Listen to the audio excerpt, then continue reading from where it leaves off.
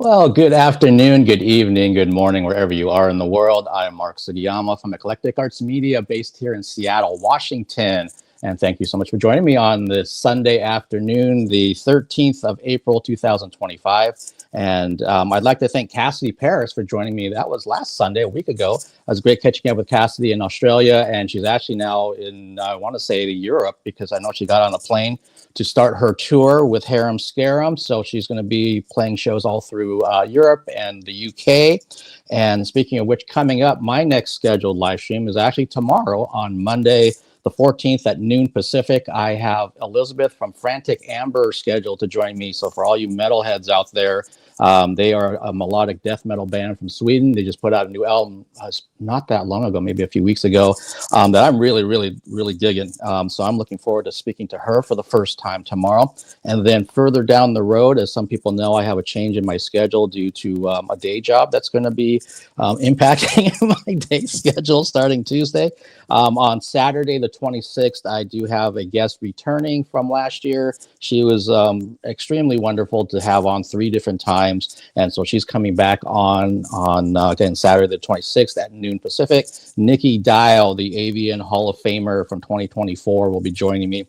So I'll be promoting that on my social, specifically on Instagram, where I'm Eclectic Arts Media, one word. Please follow me there. And then some of that information migrates over to other social media platforms. And if this is your first time joining me on my YouTube channel, if you could do me a huge favor, please hit the subscribe button as well as the notification bell. At the very least, the subscribe button. That helps me with the algorithm, and things are steadily moving up and up, which is great for me. It's going to get harder for me to maintain content as I go back into the day job world. But also, if you are so inclined that you really like what I'm doing, this streaming service costs me money every month. So if you'd like to make a donation via PayPal or Venmo, there's a link in every YouTube description for my live streams. I've had a few donations this year, which is great.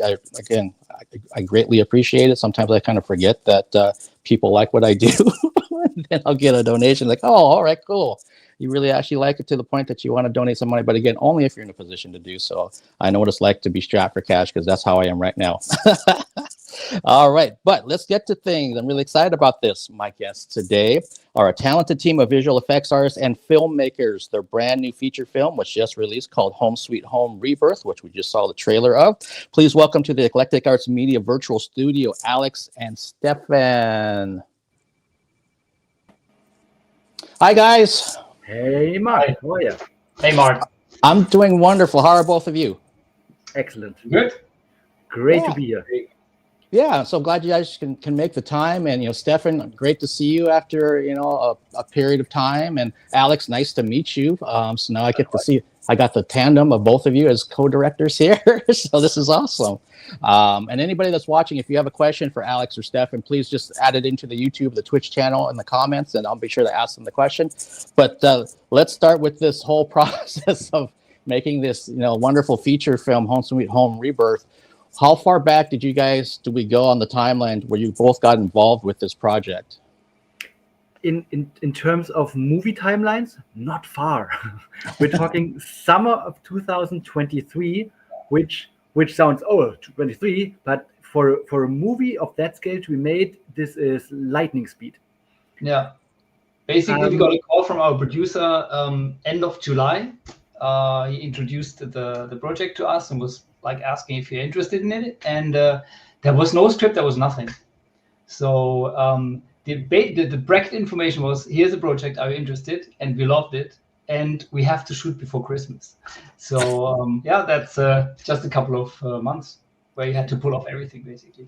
So of course, Thai mythology is nothing that we were versed in, so it's stuff that we had to dive into. But the game creators, YGG, we can't pronounce their Thai name, YGG Group, trusted Dean Elton, our producer, and he trusted us that we will create this balance between the Thai mythology, the fantasy world, the entertainment, because it had to appeal for people that did not play Home Sweet Home, the original games, and to people that even never heard about it. Which for us, we are gamers, but we know the feeling to watch a game adaptation, where you haven't played the game of and you had no idea. And this was like the balance in the script phase that we were faced with.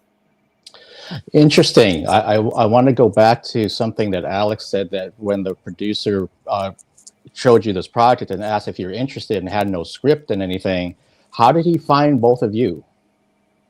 Well, Steffen said, like Dean Alted, our producer, he's like, we worked together since a while on different projects and different pitches. And we had basically 2 features set up, but due to COVID, like both of them got canned. So this was third time's the charm. And yeah, so he introduced the whole story to us, like, and of course we heard of the game and we knew that there's many people playing the game. We did ourselves never played the game until that point, but we knew that there is numerous people on Twitch, on YouTube, on many different social media channels who film themselves playing the game. So, and it was, what a phenomenon, like people really got scared so much. So that's what got our attention. Plus, then, of course, the possibility, which Steffen mentioned as well, to craft and create something that combines the game world with open it up for the audience who does not know anything about the game, which is sort of a balance act, I have to say, because you're never home there fully and you're never home there fully. So like you have to balance it.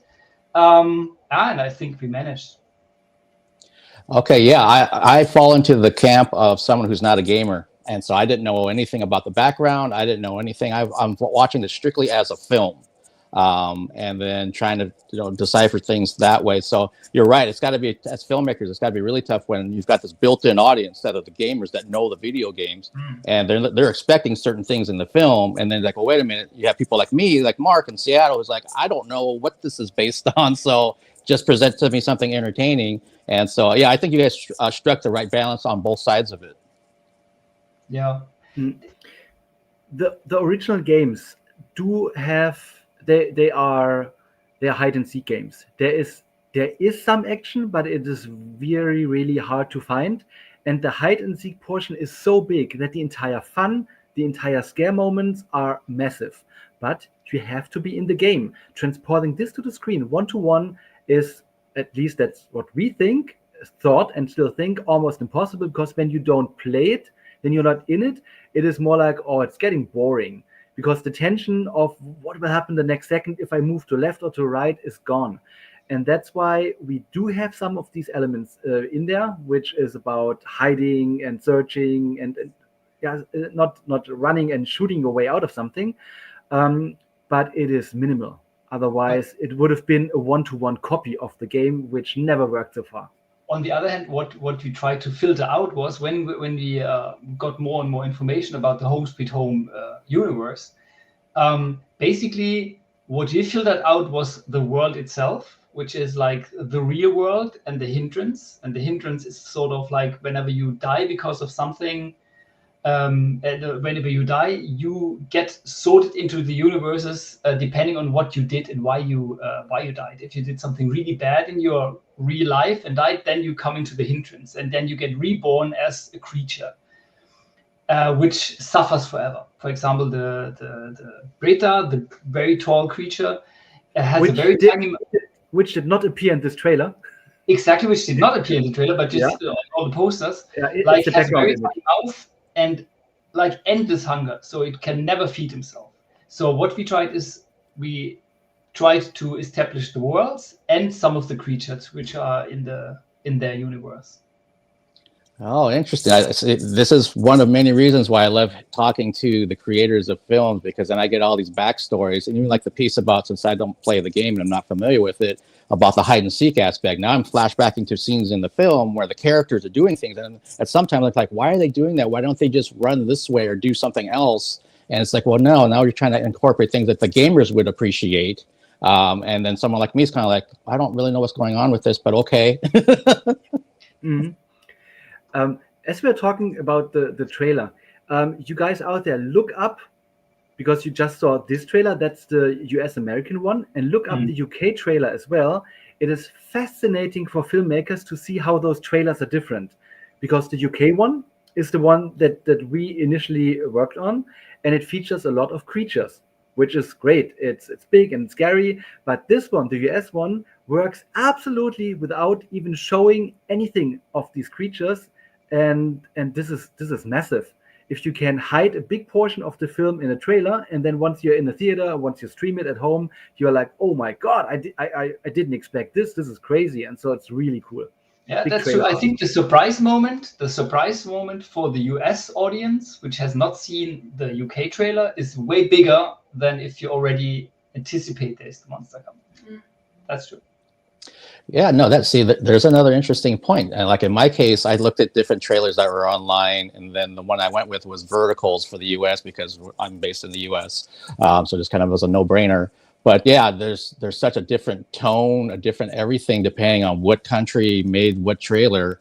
Yeah, so again, as Steffen and Alex mentioned, for folks, when you're done with this live stream, go check out the other trailers online. You'll see if you won't mind spoilers, I suppose. True. But if you want to get like an overall feel besides the US version of the trailer, it'll give you some other ideas of what goes on in this film, and hopefully it'll kind of get you excited about watching it. Yeah, that's true. Something that definitely stood out with this film, and it kind of speaks to both of your backgrounds, is I don't know how many visual effect shots there must have been. I'm thinking like over 500 probably in this film. Yeah. So, and if there's that many shots, how much time did you guys actually have to complete all of these with your team? The fun thing is, so overall we had like a bit more than 6 months. That's basically like after the edit was locked, then we had a bit around 6 months. But the fun thing is, we had a fairly condensed shoot in terms of time. Some of the visual effects were planned, which like we planned them, and some came up during the shoot because like you run into an issue where you said, okay, we can't film this direction because sometimes there's a car park there and you can't move it, or there's something else popping up which we can remove. So there is a quite a bunch of effects in there which we did not intend to do, but in the end we just did it because the thing is we work on them on ourselves with our team. So therefore there is no check with the visual effects supervisor to do this, or can we ask this team to do that? Like everything is basically out of our own hands. So therefore it's a little bit easier to work this way because we can just decide to do it. And our producer fully trusted us. And we just ran by ideas, say, hey, we would like to do this because it looks better. So yeah. And of course, even if you're planning 100 shots, it always turns out 250. Alexander Lee, the monk, he's a character that is directly taken from the video games. And if you check Alexander Lee out in his Korean pop band U-Kiss, he has full hair, full hair. So he had to apply a wig, or a wig got applied to him every single morning.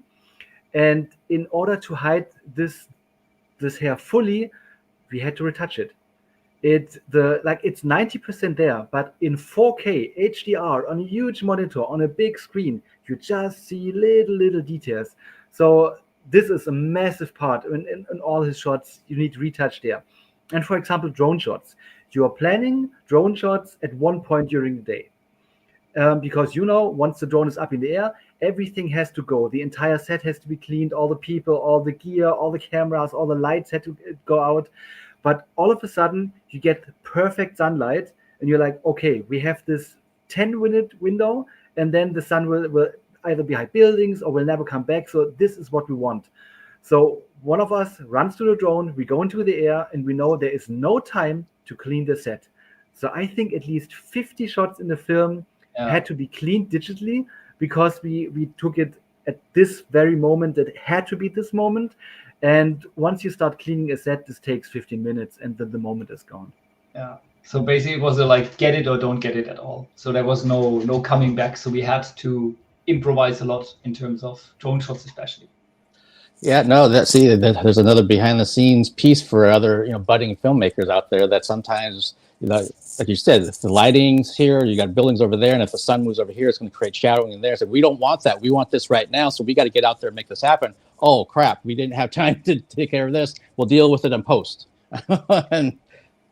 But that's exactly the beautiful part as well. Like we had like it was a huge set. Like it was 250 people on set, and I have to give it to the Thai team. Like they were super professional, super hands-on, super involved. Fast. Like the FX artist, makeup artists, and the wardrobe. Everything was so close. So and we had our German DP Maher Maleh with us.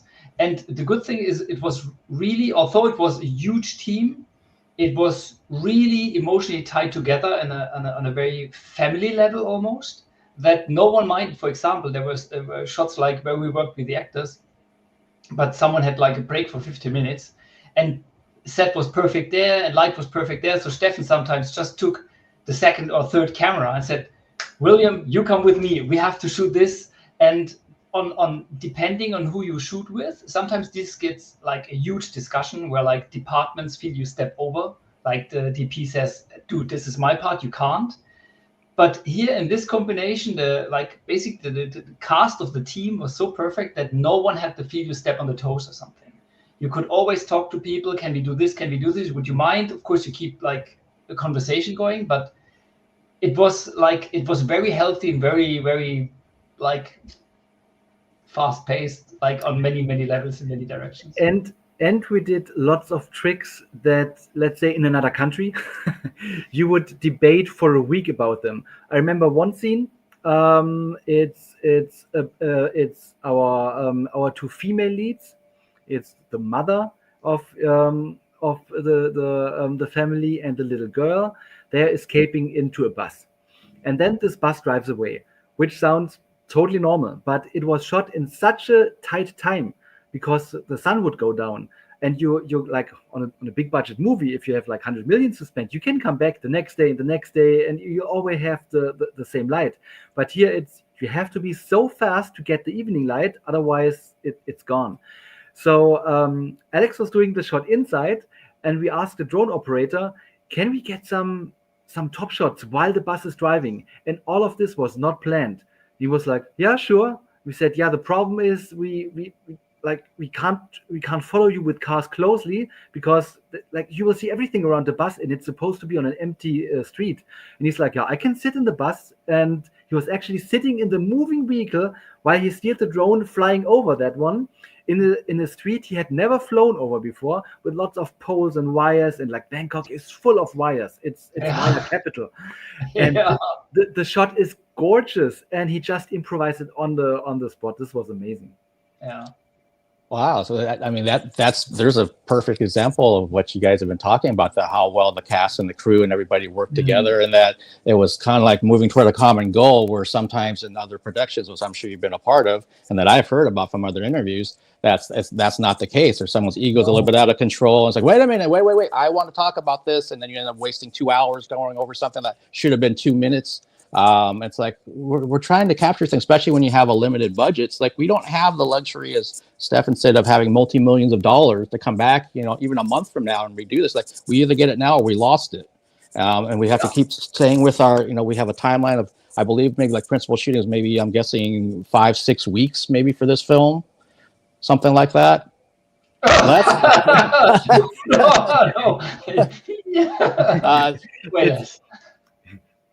But it's fine. We never talk numbers. We said it was super efficient. Absolutely efficient. Let's compare.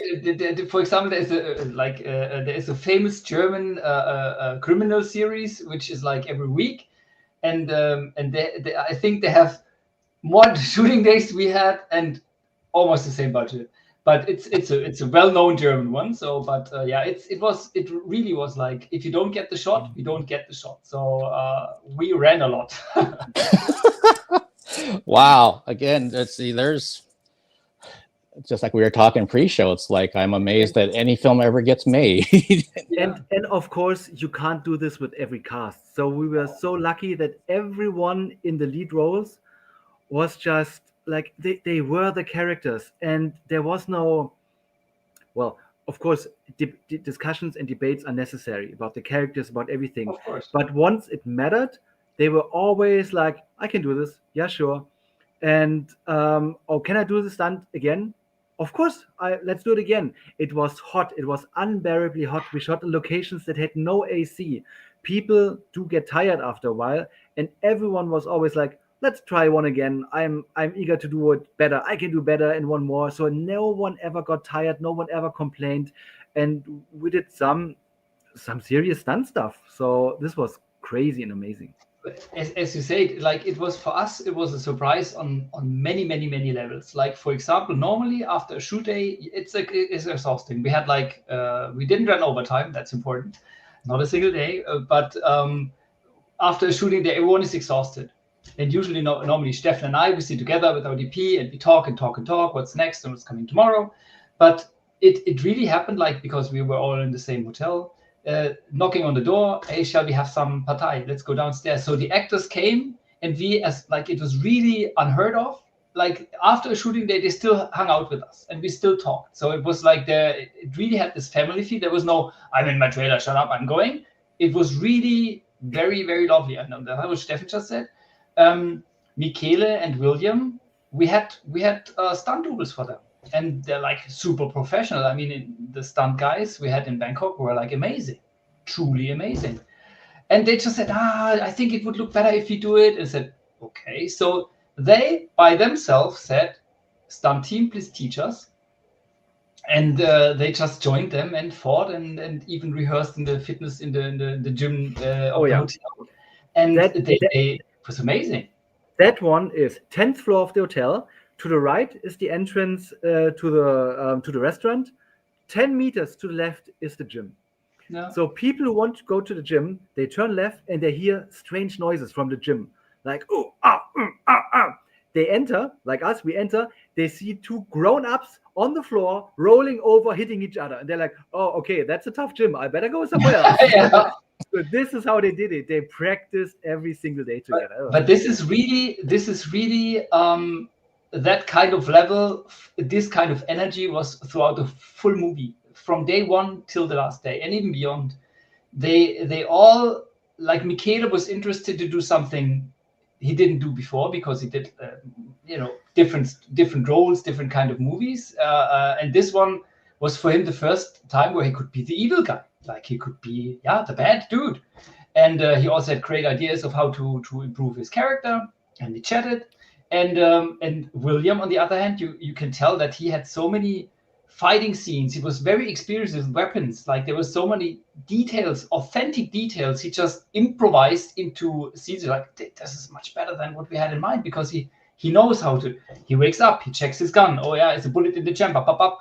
All these little automatisms he did were like amazing. And same for Michele. Like those two guys were crazy. Well, that again, when I'm hearing what you're describing with all the like the extra effort the actors are putting in, and think that maybe they normally wouldn't do, just because they're like, I'm done shooting, I'm tired, I'm going to go to my room or whatever, that it speaks to both of you and also, the producer and everybody else on that team, that you created an environment where they want to work hard for you. Because it could have been where, like, I don't like the director's vision, I don't understand it, I'm just going to do this, get a paycheck and get the fuck out of here. But the fact that everyone was on board with you speaks a lot to how you guys ran your set. Yeah, you could say. And of course, it all comes down to a good script. For example, we presented softly and gently the idea that the mother is not just a mother, that she's a badass. Yaya, or Rosaya Sparebund, is a queen in Thailand. She is the girl. She is everywhere and she's everything. She's like amazing, but she does have some kick-ass and badass roles, even though she can be as smiley and enchanting as well in rom-coms, for example. So when we asked her, would you be okay to run down corridors and hit people and stuff, and like her eyes were like widening, and sure, let's do it. So even she did lots of stuff without stunt doubles, and she enjoyed every single moment. Same for Kira Hedden, our girl. She was afraid of like heights, but then at one point she just, if the shot needs it, I'll do it. And she like with the slide and everything, she was, she overstepped herself, like in a big, overcome all her problems, and she was great with text. And speaking of text, for example, Alexander Lee, he's Korean. He doesn't speak Thai. But that was like, I remember it was one of the first days, and he had a very long text. It's not as long in the movie. It was, I think it was 7 minutes of Thai. And all of a sudden it was a dialogue with that old monk. And all of a sudden he started speaking Thai. And you could see like the whole team, this is, I think he's Korean. Why does he speak Thai? So he pulled 8 minutes of monologue or of a dialogue in a language he does not speak at all, and he just loud painted, like he painted the vocals in it, and and he did it multiple times. So it was, that was hardcore dedication from all of them. Like surprising for us, great. There's one scene, I think it's the UK trailer. It shows Kira, the young daughter, in a like she's surrounded by massive fighting and fire and like mayhem in the streets. And as it is a 360 Steadicam move, we had to be very far away. Everyone was sitting in like this was Studio lot. like a back lot. So it like we could close the door, and then you heard nothing inside because it was actual studios. So we're sitting in the studio, we see it on the monitors, the camera starts to turn, you have sparks, flames, people hitting each other right around her, and she's crying in the middle of it. And after like 10 seconds, we are not so sure if what we see is faked, staged, acted, because it feels so real, so harmful. And we let it go, but after 30 more seconds we looked at each other, we're like, I think we have to, something's, or she looks really, really, really devastated. So we ran to her, and like tears were running down her cheek, and we said, stop, cut. And with an instant she switched and smiled at us. Was it okay? We're like, oh my god. Yeah, she was amazing. She like, do you want me to cry again? That like, what? So much talent in this little girl. She will make it big time. It was unbelievable. Well, that definitely was a great relief for both of you. But I can only imagine, with all that chaos going on in the scene, and then you see her like, oh crap, and this is a young girl, it's not maybe an adult, so we don't know, can they actually act through this, or this actually getting to them, and we're like torturing her right now. Exactly. So for her to just immediately stop and smile, I was like, was that good? That's awesome. And it speaks to like everyone just really like they're really involved with the project, and they're being extremely professional, and everybody wants to get to the same goal. It reminds me a lot with sports, when you see like with American football, if you're on the defensive side, you see your offensive players like really just tearing it up. It gets you inspired. It makes you want to do the same thing for your job. And so when you see actors learning dialogue in a different language, you see someone putting up with something that they're kind of a phobia about. It's like, they're doing it. I'm going to do it too. And it kind of becomes contagious, which is great, because then you end up with so much of a better film in the end. Yeah. And but that was really for literally every department. Every department gave everything. And again, we didn't run on a big budget. So we had to cut corners to make it look big. And even art department, we casted the location. We did our recce for the locations, and we found a street which was amazing already. We said, we can make it work. And then on the day you come on set, like art department really trashed it in total hindrance mode, and it was like unbelievable. I said, how did you pull this off? And then we have car wrecks here, and that car wrecks on sliders, and we had this on this. So it really, literally unbelievable what production and the whole team, our producer, put off. But it all comes together with a lot of dedication. Everyone wanted to contribute their maximum and beyond. And it was like you came on set and you always had a good feeling, because everyone was like literally hands-on, involved, positive, and let's go. And throughout the whole production. And I think the positive vibe also spilled over to other people. For example, there's this hotel, very early scene where the world is still okay. The family arrives in hotel. Gorgeous, nice lobby. We couldn't bring a crane up, so we asked, can we fly the drone inside here? And of course, the manager on duty was like, not so sure. But everyone was so nice to her, and it felt genuine. It's not like a film crew trying to debate, trying to talk you into something.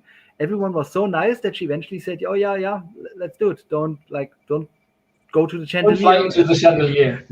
Don't damage the chandelier." But these kind of things are only possible if people feel that there's trust in the film crew, and that everyone is genuine and real and not trying to make up stuff. Yeah, no, that reminds me of like some of the musical artists that I know, and I may know a tour manager and the actual manager, band members, that type of thing. And you can see when you go backstage when they're getting ready for a show, at least in my case, how well the crew's being treated, how well they're working underneath these people. You have the big stars showing up, and they're like the most humble person ever, and they're polite, and just everything just kind of spreads everywhere. And it works so well, especially like as you already mentioned, like with a film crew. And if they're going in there and not trying to bully their way to get what they want, it's like, hey, can we use this? Here's what we'll do. Here's how we'll make it safe. We'll make it as quickly as possible. And if everyone kind of has that vibe, then someone's going to be more willing to say yes to you than if you come there, we need to do this, we need to get this shot, and you're going to like it. It's like, that doesn't work. I think it all comes down to respect and friendliness. Like it's if you treat everyone with respect, if you accept the no. If there's a no, don't, like, if the manager would have said no, we can't because of that reason, then accept it, and then don't try to I want this, I will make you want me to do it. It doesn't work. So it's the team effort and the respect like paid off in the end, because everyone treated everyone on eye-to-eye level, and it was really Alexander Lee kept saying, everyone on this set is so nice. We do not know how other Asian movies are run, because we've never been a spy or a fly on the wall in another Asian movie production, but we were very happy to hear it. Yeah, no, that's again, I have my first in-person video interview will be this Wednesday with a musician from Switzerland that's touring the US for the very first time. And I've done the live stream with her, so it's going to be great to actually see her in person. But I also know if the tour manager comes to me and says, Mark, you've got 10 minutes, don't talk about this, don't talk about that, blah, blah, blah. I'm not going to sit there and push back on that at all. I'm just going to accept it and say, thank you very much for the time. I'll be at the spot when you need me there and do my business with this interview. And some people just don't seem to understand. Like Alex, you talked about respect. It's like, there's a reason why they need this, because she needs like 30 minutes to get ready before she goes on stage. So Mark, that's why you only have 10 minutes. And we're coming from another city that's 300 miles away. So we're not going to roll in until 4 p.m. and all these kinds of things. It's like people have reasons a lot of times for what they're asking of you, especially like in the case of filmmaking and with bands that are on tour. They have a real tight schedule. And so, yeah, it'd be great if I can have an hour to talk to her, but I know that's not realistic. But I've been around other media members, man, they get pissed when they find out, well, why am I even here if I only get 10 minutes? It's like, well, why are you here? I mean, ask yourself this. Aren't you trying to promote what she does? In this case, with the musician, and in your guys' case, you're trying to work towards, a common goal of making this film work. And if something's a no, then you say, okay, well, we're going to pivot and we're going to do something over here then. We don't have time to sit there and, like you've already mentioned during this interview, we don't have another, 5 months to figure out what to do. It's like, okay, this isn't going to work. We're going to go over here. Oh, we're treating everybody with respect. We're going to start getting some yeses too. And that just builds into your project in the end. So then people like me, then we get the wonderful result of it. Yeah, but basically that all, like, you can tell everyone was very experienced. And from Steffen and my end, it's like we shot numerous hundreds of commercials, so like we have a certain experience of things going wrong, things not happening for whatever reason, and so we have like a sixth sense for like what do we do instead. Like, for example, one location doesn't work because we misjudged light during the location recce, so let's turn around and look this way. So we call shooting commercial our feature film boot camp, because we learned how to overcome obstacles, and the obstacles can be in different ways. And of course, it helps if you're too. I remember there's everyone seeing the trailer knows it. There's this mall, and this mall had numerous big rooms, but one room which was particularly nice was not accessible to us. So they said, no, you can't shoot in here. So I was like, oh, damn it. Okay. But Alex kept pushing. Alex said, why can't we shoot in here? So it took like a while. Maybe it was lost in translation. It took really a while until we realized, oh, they do not want us to film one wall. So I don't know what was behind this wall. Maybe it was a safe. We don't know. But then we could say, yeah, easy. Art department just built something on top of that wall. Problem got solved. So if I had taken the no and ran with it, we would have lost that location. So good cop, bad cop works a charm in this kind of situation. And keep nagging was great in this regard. Yeah, because we sensed there was the no was not a solid no because I don't allow you. The no was very, you felt there was a different reason behind it. And we just wanted to find out what is this reason. And we did it in a very friendly way, in a very, again, respectful way. And then all of a sudden we found out like this wall is the problem. Okay. And he was just too nice to say, you cannot shoot this. He just thought rather, okay, this is better not shoot this. It was very, so you felt there's a easy reason behind it. And you just so when whoever's watching the film, spot the fake wall. There's one fake wall in the movie. Many fake walls. Yeah, that sounds like again, if you didn't get an emphatic no in the case of this room, it was kind of like, no, we don't want you shooting there. It's like, okay, well, is there a really solid reason? I've had that kind of thing, even like talking about interviews again in person when I was told I had 15 minutes with an opera star. And I'm kind of like, well, if I need more, I have so many things I'd love to ask. And what's her schedule like? And, well, Mark, she's here for an hour, but I really don't want her to get too tired from your interview and all this kind of business. And I'm kind of like, well, if she seems like she's really enjoying the interview and you're going to be sitting right behind me, you can just tap me on the shoulder and say, you're done.